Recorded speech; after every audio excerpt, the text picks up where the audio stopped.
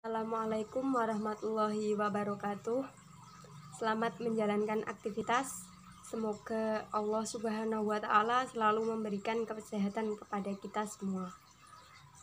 Perkenalkan, nama saya Ika Sofia Alfiani, mahasiswi dari IAIN Kudus, Fakultas Tarbiyah, Prodi Tadris IPS, semester 6. Kali ini saya akan sedikit membahas mengenai COVID-19 dan akan memaparkan mengenai kaitan COVID-19 dengan patologi sosial. Penyakit-penyakit sosial yang terjadi saat ini yaitu wabah virus corona atau bisa disebut dengan COVID-19. Karena disebabkan oleh tingkah laku manusia yang bertentangan dengan norma kebaikan, pola kesederhanaan, moral, dan lain-lain. Dalam bahasa sosialnya, penyakit ini disebut dengan patologi sosial. Virus adalah suatu kelompok virus yang dapat menyebabkan penyakit pada hewan dan manusia. Beberapa jenis coronavirus diketahui menyebabkan infeksi saluran napas pada manusia, mulai dari batuk, pilek, hingga yang lebih serius, seperti MERS dan SARS. Coronavirus jenis baru yang ditemukan saat ini menyebabkan penyakit COVID-19. COVID-19 adalah penyakit menular yang disebabkan oleh jenis coronavirus yang baru ditemukan. Virus ini merupakan virus baru dan penyakit yang sebelumnya tidak dikenal sebelum terjadi di Wuhan, Tiongkok, bulan Desember 2019. Virus penyebab COVID-19 dan virus penyebab SARS tahun 2003 memang memiliki hubungan genetik dengan satu sama lain, tetapi penyakit yang ditimbulkannya berbeda. SARS lebih mematikan, tetapi penularannya lebih rendah dibandingkan dengan COVID-19. Gejala-gejala COVID-19 yang paling umum adalah demam, rasa lelah, dan batuk kering. Beberapa pasien mungkin mengalami rasa nyeri dan sakit, hidung tersumbat, pilek, sakit tenggorokan, dan diare. Gejala-gejala yang dialami biasanya bersifat ringan dan muncul secara bertahap. Beberapa orang juga dapat terinfeksi tetapi tidak menunjukkan gejala apapun dan tetap merasa sehat atau bisa disebut dengan OTG, orang tanpa gejala. Virus corona bisa menyebabkan gangguan ringan pada sistem pernapasan, infeksi paru-paru yang berat, bahkan sampai dengan kematian.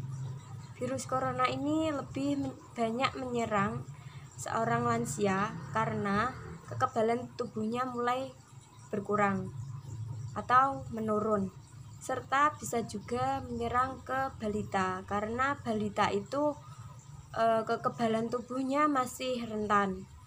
Bahkan juga bisa ke orang dewasa, ibu hamil maupun ibu menyusui. Corona ini bisa menyerang siapa saja, tidak memandang warna kulit. Bisa saja ke orang miskin, orang kaya, bahkan pejabat pun juga bisa terserang oleh virus ini. COVID-19 dapat menyebar dari orang ke orang melalui percikan-percikan dari hidung atau mulut yang keluar saat penderita COVID-19 mengeluarkan napas, batuk, dan bersin. Percikan-percikan ini kemudian jatuh ke benda atau permukaan yang ada di sekitarnya. Orang yang menyentuh benda atau permukaan tersebut kemudian menyentuh mata, hidung, mulutnya, dapat terinfeksi virus corona atau bisa disebut dengan COVID-19. Pada umumnya, virus penyebab COVID-19 ini menular melalui kontak dengan percikan dari saluran pernapasan bagi penderita COVID-19. Jadi, bukan melalui udara. Oleh karena itu, penting bagi kita untuk tetap menjaga jarak lebih dari 1 meter dari orang yang sakit. Kemudian hindari kerumunan, serta selalu mencuci tangan dengan sabun serta air mengalir dan rajin berolahraga. COVID-19 telah merugikan tatanan dunia saat ini dalam masalah ekonomi, pendidikan, psikologi, dan sebagainya. Dalam masalah ekonomi kali ini tidak hanya di Indonesia saja, tetapi di negara-negara lain yang sudah terdampak oleh virus corona. Dapat dilihat dalam kehidupan sehari-hari di kalangan menengah ke bawah, seperti pekerja bangunan, pedagang sayur, pedagang ikan, dan pedagang-pedagang lainnya. Pekerja bangunan utamanya merasakan cemas karena proyek ditutup sehingga tidak bisa bekerja dan tidak mendapatkan pemasukan, serta pedagang tersebut merasakan ketidaknyamanan karena semakin berkurangnya konsumen dalam berbelanja. Masalah pendidikan, siswa dan mahasiswa pembelajarannya harus melalui online atau daring. Selain itu, semua tugas yang diberikan oleh guru maupun dosen juga melalui online. Menurut saya, pembelajaran yang semuanya harus online tersebut, jika dilaksanakan terus-menerus, akan menjadikan tidak baik atau tidak efektif. Karena siswa maupun mahasiswa tersebut akan merasakan bosan atau jenuh, serta menurunkan semangat siswa maupun mahasiswa mengerjakan tugas karena tugas tersebut diberikan 2 kali lipat dari pembelajaran tatap muka. Juga menurut saya, pembelajaran tatap muka itu lebih menyenangkan karena bisa belajar dengan teman-teman di kelas dan bisa menangkap materi yang diberikan oleh dosen maupun guru. Selain masalah ekonomi dan masalah pendidikan, ada juga masalah psikologi. Faktor pemicu dari masalah psikologi seperti ketakutan jika terinfeksi oleh virus corona. Selanjutnya, kekurangan kebutuhan pokok. Kemudian, tuntutan menyesuaikan perilaku, KDRT, larangan berkumpul, dan lain-lain. Kaitan antara wabah virus corona atau COVID-19 yang melanda seluruh dunia saat ini dengan patologi sosial adalah berawal dari perilaku manusia terhadap lingkungan yang tidak baik. Kemudian, yang mana perilaku manusia tersebut rakus dengan memakan hewan-hewan liar dan membunuh hewan dengan tidak wajar, sehingga timbul penyakit virus corona yang saat ini sudah menyebar di seluruh dunia, khususnya di Indonesia.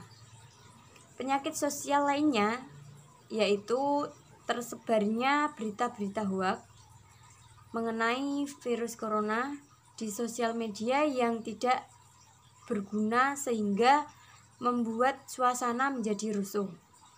Karena berita yang menyesatkan sehingga membuat pemerintah maupun masyarakat menjadi panik. Selain itu, penyakit sosial yang baru kemarin terjadi dan sangat miris seperti kelompok masyarakat yang menolak keras proses pemakaman jenazah perawat yang terinfeksi oleh virus corona atau COVID-19. Padahal mereka para tenaga medis merupakan pahlawan garda terdepan yang telah bekerja mempertaruhkan hidup dan mati mereka demi merawat dan menyelamatkan para pasien positif COVID-19. Sekelompok masyarakat tersebut termasuk sudah kehilangan akal sehat mereka dengan menolak jenazah pasien positif COVID karena beralasan takut jika tertular oleh virus tersebut. Padahal jika orang yang sudah meninggal karena terinfeksi oleh corona, virus pun juga akan ikut mati. COVID-19 saat ini telah menjadi ancaman global dan sudah cukup terlambat untuk diantisipasi karena sudah tersebar secara luas, sehingga pemerintah menerapkan pembatasan sosial berskala besar atau bisa disebut dengan PSBB, karantina wilayah, dan pelarangan mudik. PSBB adalah pembatasan kegiatan penduduk tertentu dalam suatu wilayah yang diduga terinfeksi oleh virus corona untuk mencegah kemungkinan penyebaran virus tersebut. Pemberlakuan PSBB menurut saya masih kurang maksimal karena kurangnya kerjasama antara pemerintah dan masyarakat.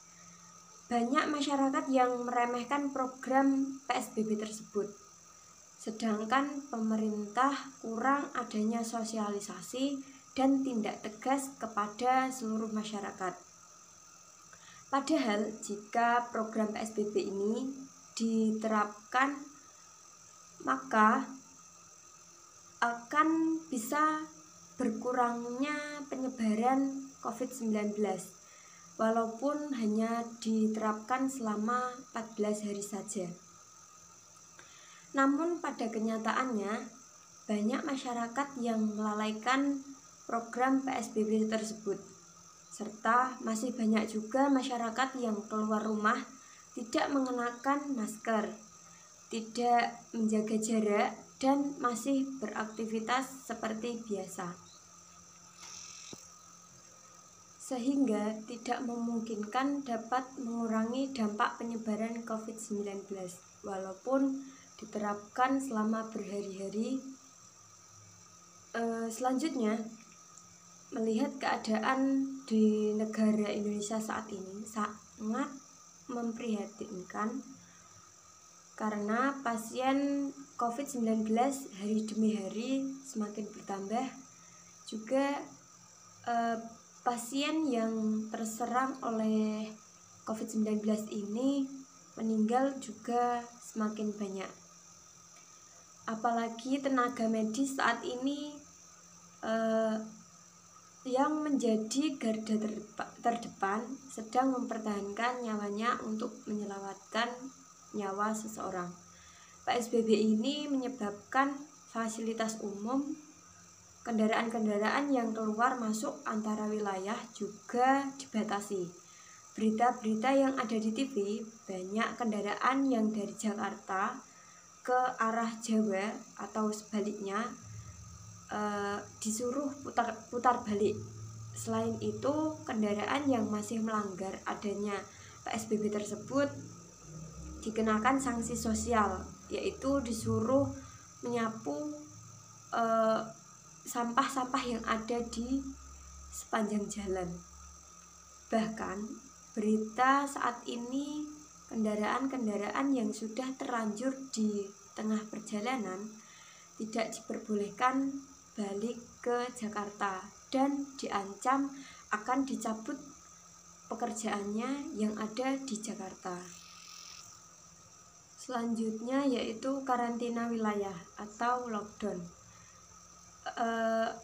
Karantina wilayah atau lockdown adalah penerapan pembatasan penduduk atau penguncian terhadap suatu wilayah atau daerah tertentu saja dalam pencegahan perpindahan orang baik masuk maupun keluar dari wilayah tersebut untuk tujuan tertentu yang sangat mendesak.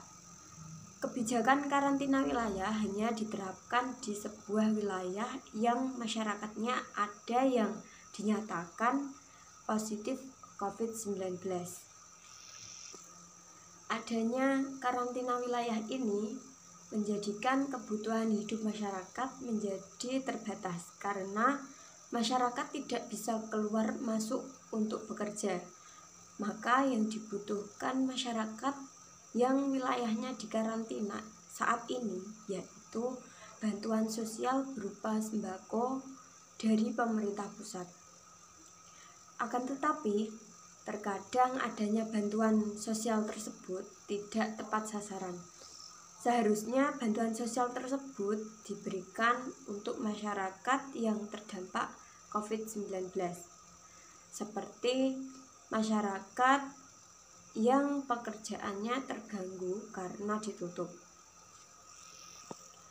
Adanya karantina wilayah juga menyebabkan sekolah maupun kampus dari PAUD sampai perguruan tinggi sampai saat ini diliburkan. Selain itu juga menyebabkan kegiatan-kegiatan keagamaan yang sekarang ini dibatasi seperti sholat Jumat dan sholat raweh atau sholat seperti biasanya, sholat 5 waktu. Bahkan ada yang ditiadakan terlebih dahulu karena untuk mencegah penyebaran COVID-19. Selanjutnya, pelarangan mudik yang bahkan muncul perdebatan dengan istilah pulang kampung.